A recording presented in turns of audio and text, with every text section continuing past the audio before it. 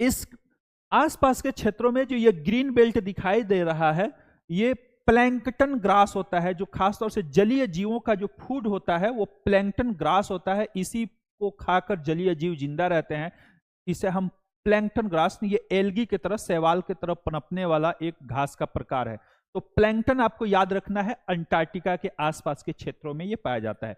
उसके बाद अगर हम अंटार्कटिका के ऊपरी हिस्सों में देखें तो यहां पर दो और छोटे छोटे घास के पार्ट पाए जाते हैं, जिनमें हम कहते हैं कि वो lichen lichen and mass, lichen और मास अंटार्कटिका पे पाए जाने वाले एल्गी के समान, शैवाल के समान पनपने वाले ये घास के प्रकार हैं।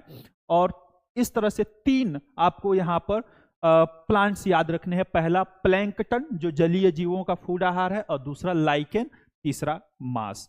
इस तरह से इस कॉन्टिनेंट में ये पाए जाने वाले पार्ट हैं। अंटार्कटिका और भारत, अंटार्कटिका और भारत का भी रिलेशन है, क्योंकि जिस तरह से दुनिया यहां पर पहुंचकर रिसर्च करती है, उस तरह से भारत क्यों पीछे रहे। भारत भी अंटार्कटिका पर पहुंचा है और इस तरह से आपसे पूछता है कि अंटार्कटिका पे साउथ पोल पर पहुंचने वाला प्रथम व्यक्ति कौन था, भारत से साउथ पोल पर पहुंचने वाला व्यक्ति कौन था। इस तरह से एक व्यक्ति का नाम आता है doctor Giriraj Sirohi, Giriraj Sirohi. Doctor Giriraj Sirohi Antarctica पर पहुंचने वाले, दक्षिण ध्रुव पर पहुंचने वाले भारत से पहले व्यक्ति हैं।